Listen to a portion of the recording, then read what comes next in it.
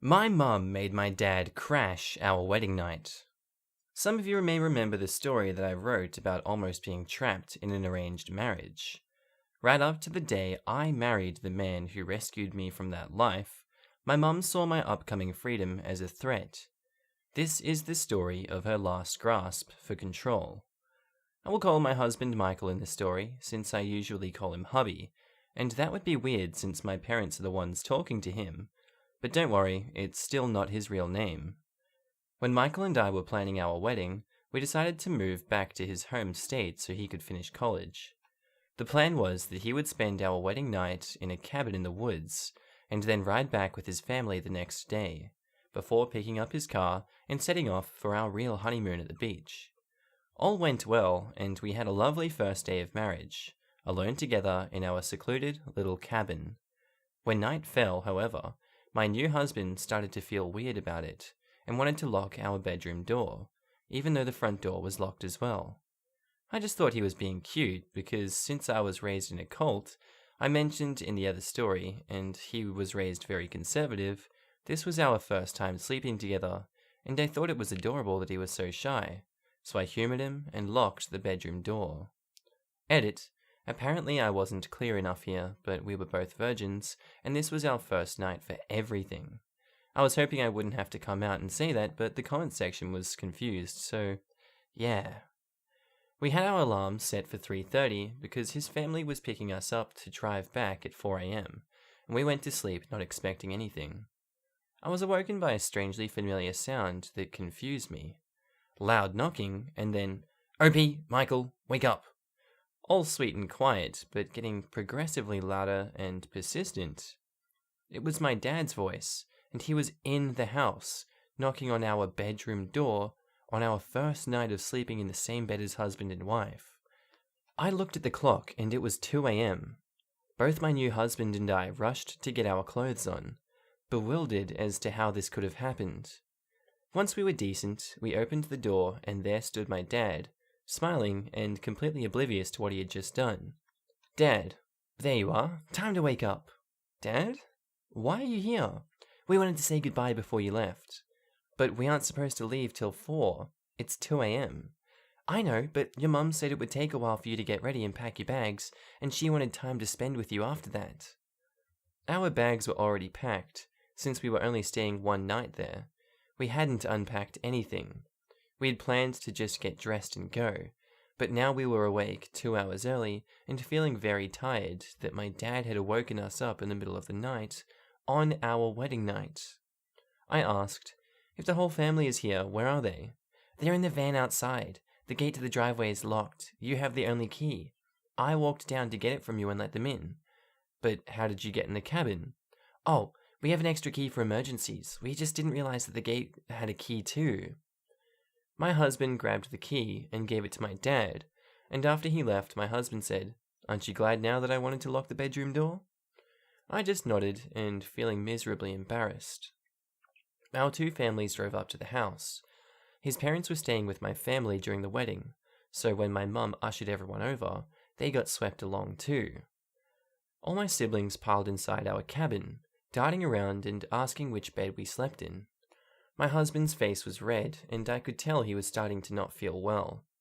My mum came in all smiles, asking what we needed help packing, and looked disappointed when I told her there was nothing left to be done, and we had been ready since the night before, so we could have as much sleep as possible before we were supposed to leave at 4 o'clock.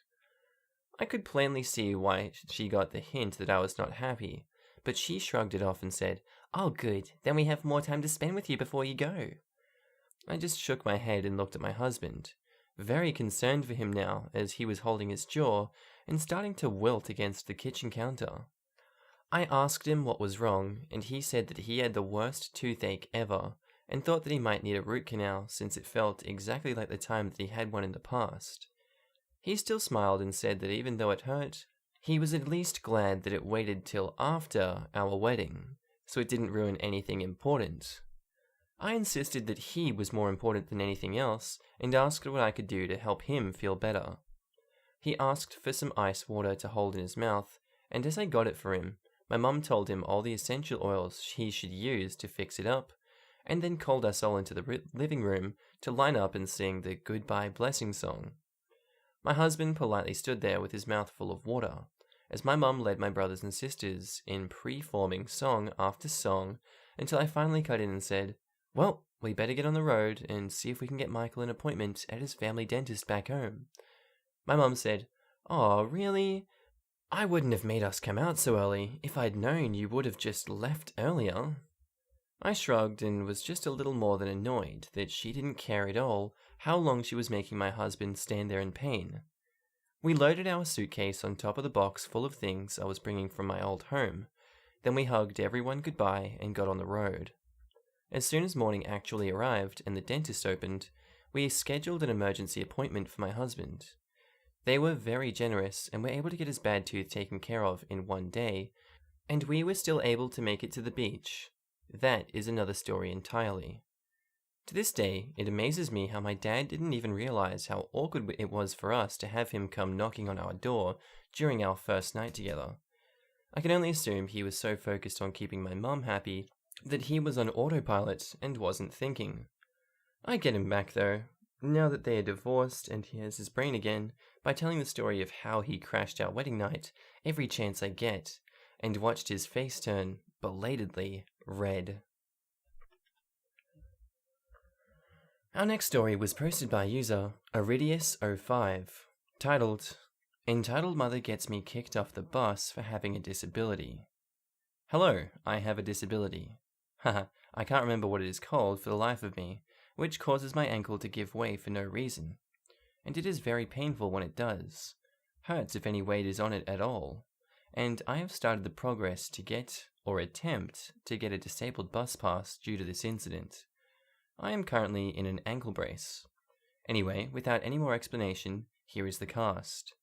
Entitled Pregnant Mum, Piece of Crap Bus Driver, Friend, aka the best person ever, Quiet Little Boy, me, Iridius. This happened a few days ago. Friend and I had bought ourselves movie tickets to A Beautiful Day in the Neighborhood, and had permission from our guardians to take the bus to the theater, which was a solid 2 hours away on foot. Probably a 2 hours and 30 minutes for me, since I'm a slow walker in general. We had boarded the bus, and both had the worst bus driver ever. When we got on, before we had sat down, and while I was still climbing up the stairs on the bus driver had shut the bus door and had taken off.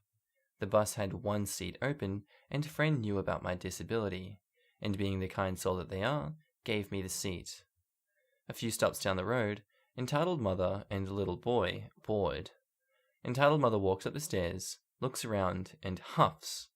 I'm guessing either she was just on the larger side or was pregnant, as she was noticeable and had a bulge in her stomach.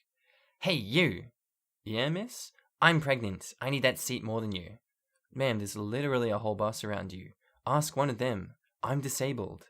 "You look fine. You're just being rude." Then my friend says, "Ma'am, he wears a brace. It hurts him to stand." "So? For the love of..." "Just ask someone else." "You're in my favorite seat, though." Little Boy had already started quietly talking to another kid on the bus and glancing at his mum as if he were talking about her. "Lady, I told you, I have a disability." "You're just saying that because you're lazy." "Give me your seat. I'm pregnant." "Little Boy, tell him." "She is."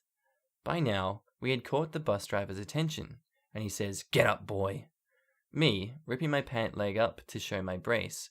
"I have a disability. And I'm pregnant. Get the frick up."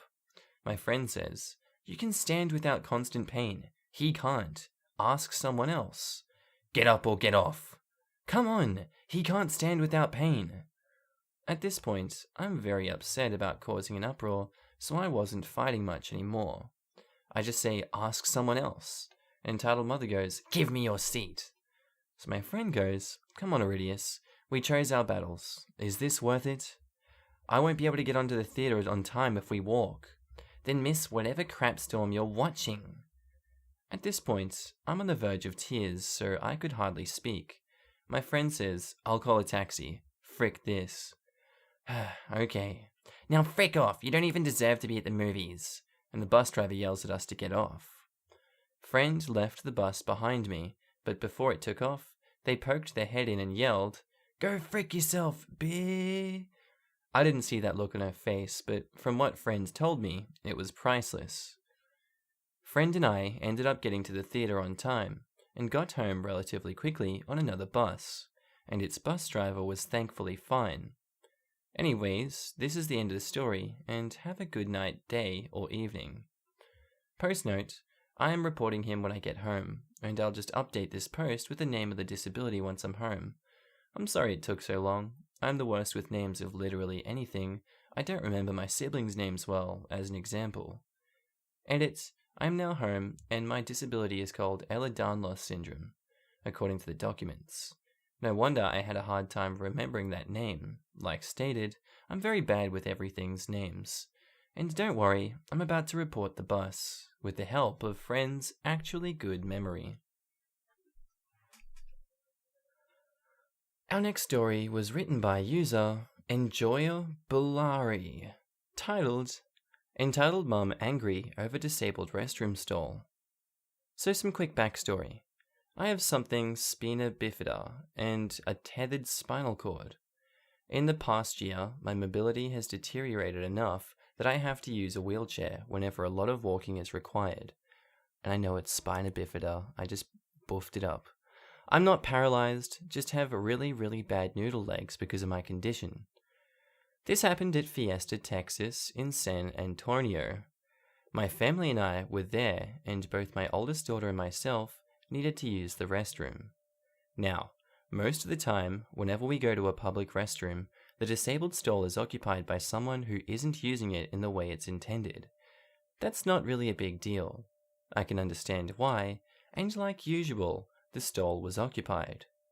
A lot of the regular stalls, however, were not, and I told my daughter to use the one while I waited for the person using the stall I needed to finish. And then, entitled mother walks in with a small boy and stands to the left of my chair. I got the usual look of, "You don't look like you belong in a wheelchair," from entitled mother, and then was promptly ignored after that. Not a big deal, it happens all the time. A minute or two goes by, and both my daughter and the lady using the disabled stall come out. My daughter immediately starts to move towards the stall as I begin to wheel myself to it, when all of a sudden, entitled mother tries to cut me off to go into it. I say to her, "Excuse me, ma'am, I was waiting for that stall." And she turns around to look at me and says, in the snottiest tone I've ever heard, "Oh, I didn't realize you needed to use the restroom.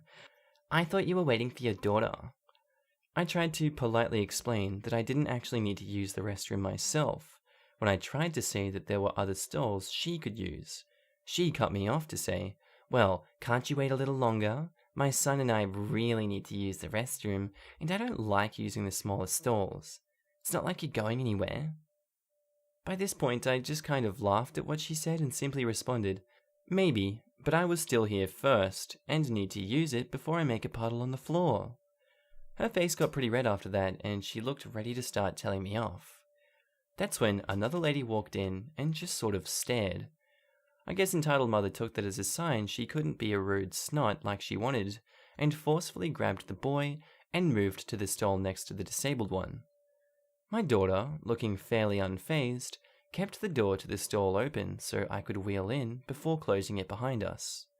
But while I was taking care of my own business, I could hear entitled mother saying in a loud whisper, "She probably doesn't even need that stupid chair, and it's just using it for sympathy." I laughed even louder at that, and finished my business. We ended up leaving our stall at the same time, and she gave me one more look of, "You don't look disabled," before huffing and leaving without them washing their hands. That is probably the most offensive thing out of the entire situation, lol. Our next post was by user Himabi, entitled Mother Throws Shelves of Food to the Floor because I didn't break a rule for her, and now her baby will starve. So, as stated in my past few posts, here, I work at Tesco, and it's in a pretty bad area if I'm being honest.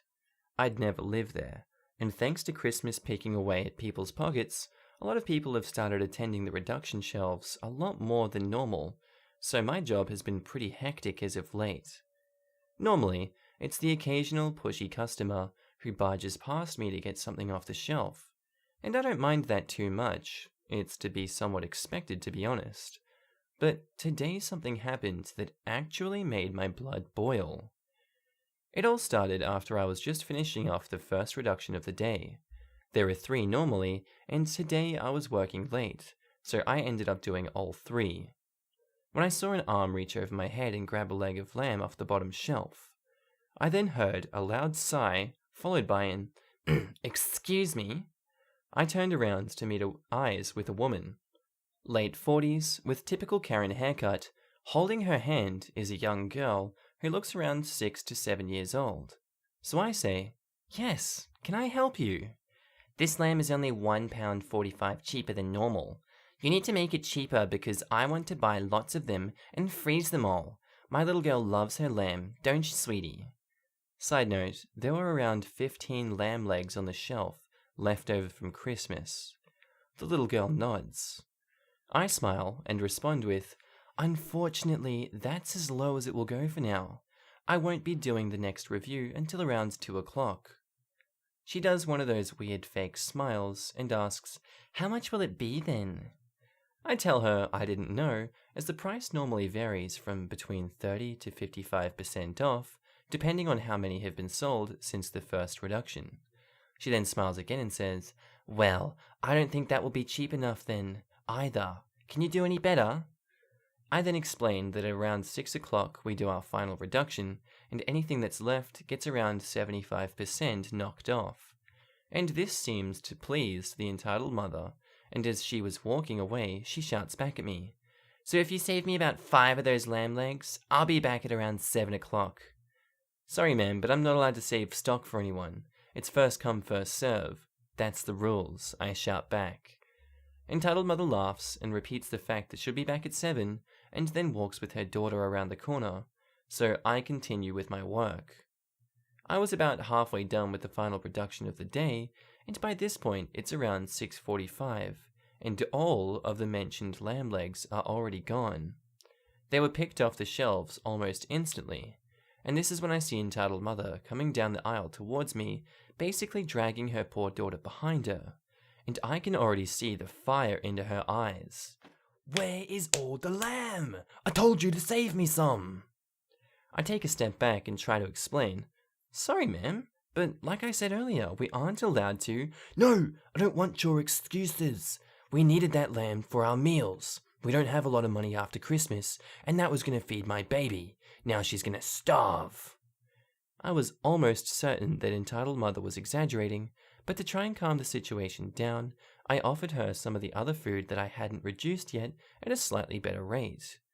Entitled mother then looked through the trays of the rest of the food that was stacked in. I like to take it off the shelves and keep it next to me, so I know what I have and haven't done yet. But when she had finished, she started screaming again.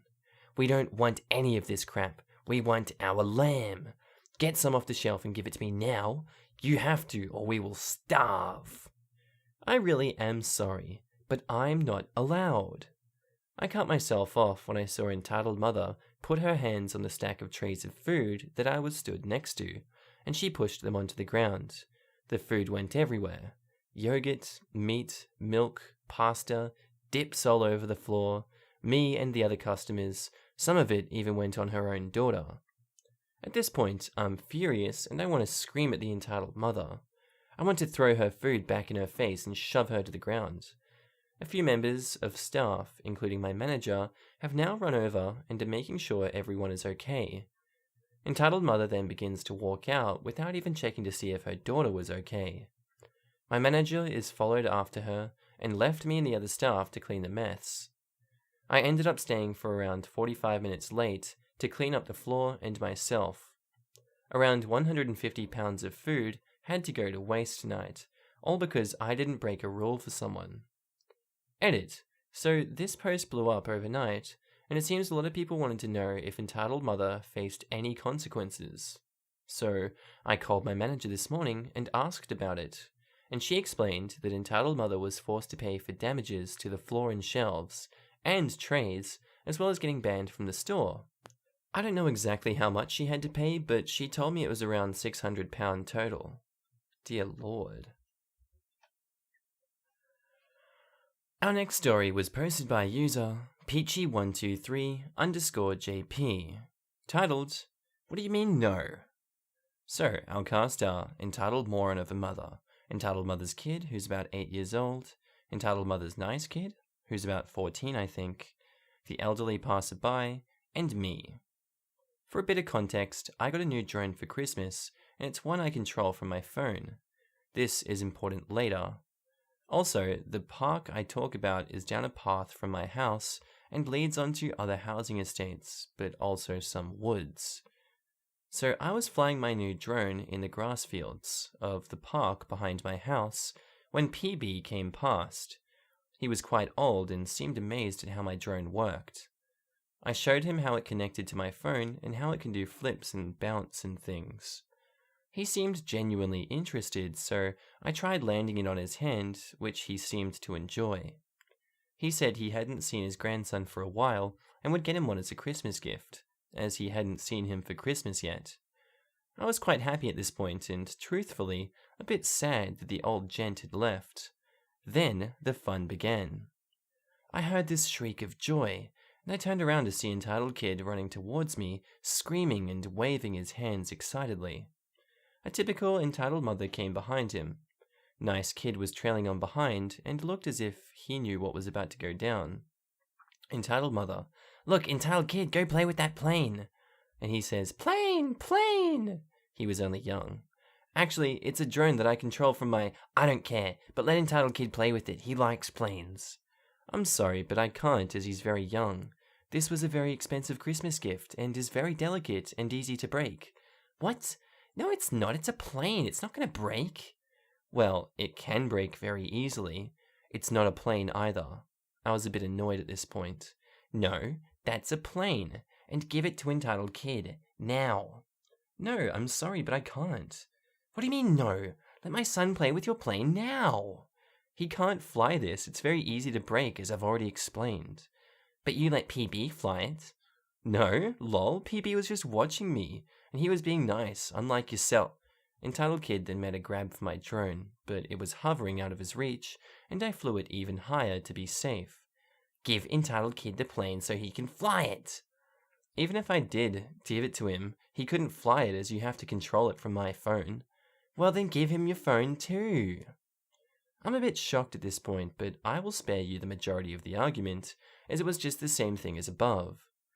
While we were arguing, I had stupidly stopped focusing on the drone, and it was about to fly over the lake in the park. As soon as I noticed, I knew I had to land it, which I did, as it would be on the other side of the park otherwise. Nice Kid walked over and picked it up. I was horrified here, as I was sure it would get broken. "Now give it to Entitled Kid so he can use it." "No, mate!" Nice Kid walked over to me and gave it back, and at this point I began walking off, as I had had enough. Entitled Mother was trying to confront me, but Nice Kid was arguing about her and telling her to stop. I really do hope he's okay, as he is the only reason I still have my very expensive drone. And our last story was posted by user True Risky, titled, "Karen decides to wreak havoc on me and my family for months. She gets arrested." Hey all, so this story is a bit long, but hopefully worth it. I wanted to post this before, so let's see if this stays up. Either way, enjoy, and sorry if it's a bit dark, but I'm willing to take it down myself. So, some backstory. I live in a suburban area. I am by no means rich. I'm at best lower middle class. And I've been living in the house I'm in for almost 11 years now. We were lucky we got it off foreclosure back in 2009 when I was a teenager, so we finally got to move out of the crappy trailer home that I grew up in. I've seen some neighbors come and go since, including one old lady who was the predecessor of the Karen. She was mean and seemed to have it out for me, sometimes calling the police for noise complaints from the house. However, I never truly got in trouble since my neighbors always backed me up. The most they were scared of was my pit bull, but my neighbors know her well. She's partially blind and totally deaf, but she can still do some tricks because she can read lips. She's a smart dog after all. She is also naturally very protective of us, so while she'll bark at anyone who comes near us, she'll never harm a soul. She even got out a few times and just cuddled up with some of our old neighbors. Even though people keep insisting that she was aggressive because pit bulls are naturally aggressive, and so on and so forth. I heard it plenty of times already, but she's never going away until she goes old from age. Around mid-July this year, it turns out the old neighbor was completely incapable of fending for herself anymore due to her age, and she was put in a retirement home a few miles down from where we live. The house was in her kids' names, but they decided to put it on the market instead. It was vacant for several weeks until early mid-August. She came. The Karen. Cue intense piano solo, thunder crackling, and wicked witches laughing. I don't know how long she was scouting the house for, but around early mid-August, she officially moved in. Day 1, she goes around the neighborhood. Seemed normal until she came to our door. Instead of greeting us, she began to make demands of us.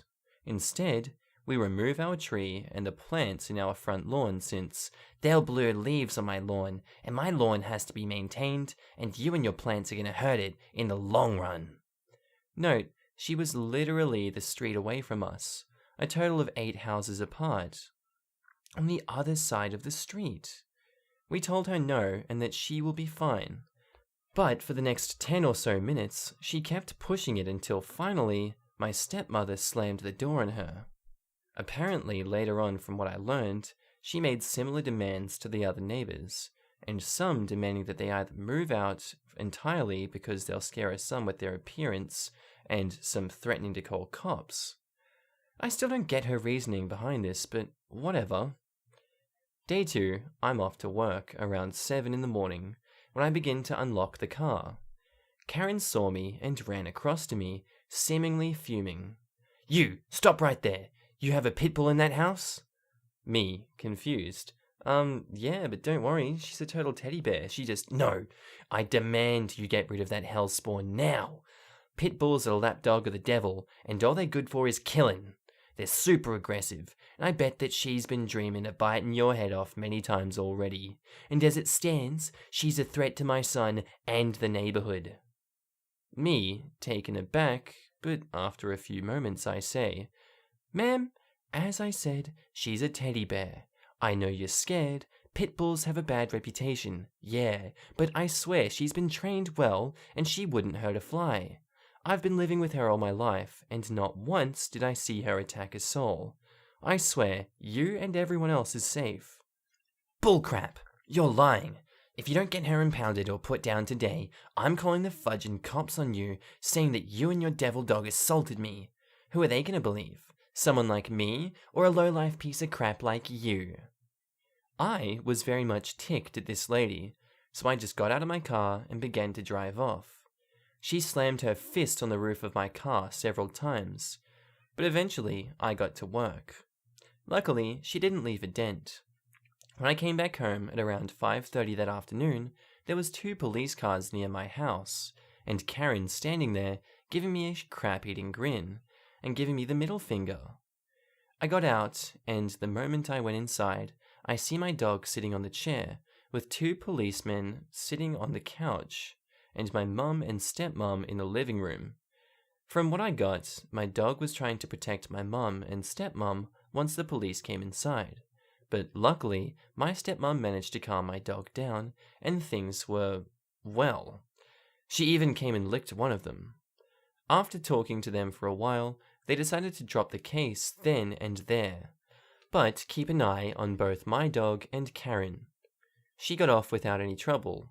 I don't even think a warning. A few weeks later, she begins the same argument about getting rid of my dog, and once again threatened to call the cops. She never did, but fast forward to Halloween.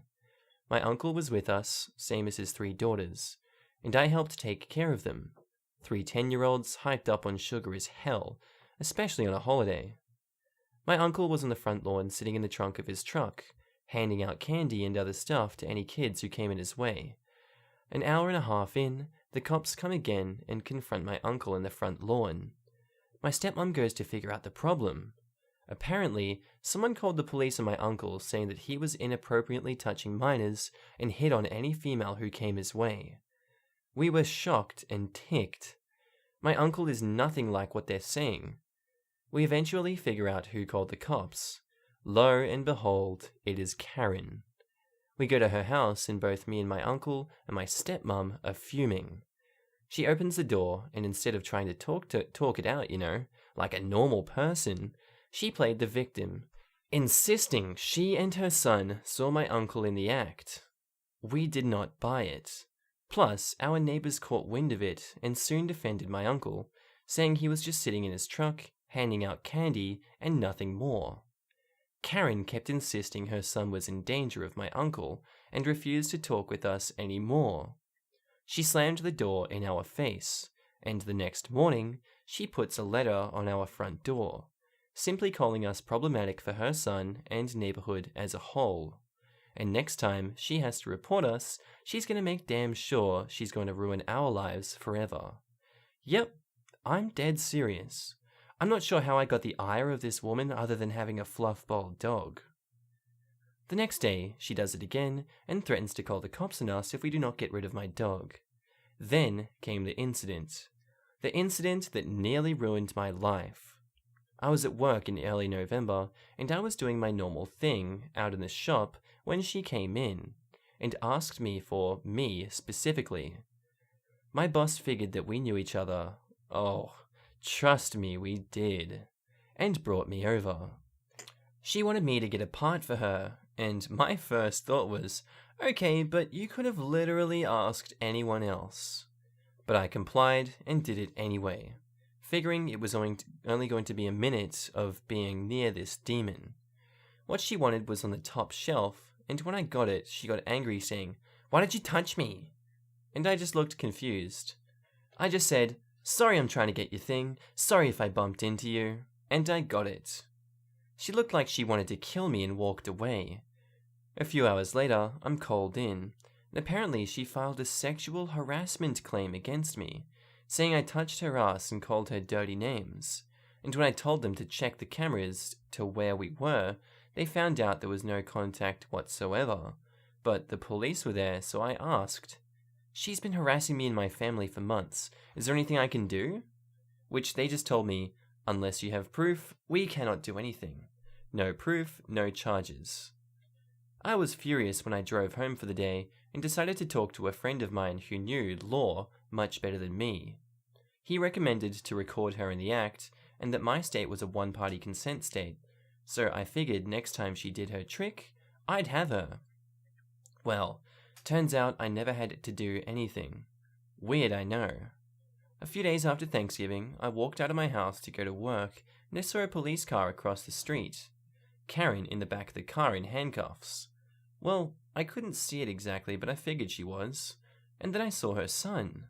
Her son looked like he was near death, bruises everywhere and cuts across his legs and chest. I froze, but one of my neighbors, let's call him Mark, brought me back down to earth and told me what happened. Apparently, she started something with him earlier that day, and she threatened to kill him and his entire family. He called the cops and that was it. Later on, I figured out she was charged with possession of drugs, child endangerment and abuse, and a few other things like harassment and destruction of property. I don't know how long she's going to serve, but I don't care. I'm just glad she's gone. The house is vacant now, and it probably will be for a long time. I just hope if the house is able to be saved, the next one to move in will be less of a jerk as Karen. Alrighty guys, I hope you enjoyed that episode. It's ready to rumble. I don't know what to say at the end of this episode, so I'm just trying to get through a whole bunch of these right now, so I hope you're enjoying them. Watch them again if you'd like, because I love you. Anyway, I hope you have a lovely day, and I'll see you in the next episode. Bye.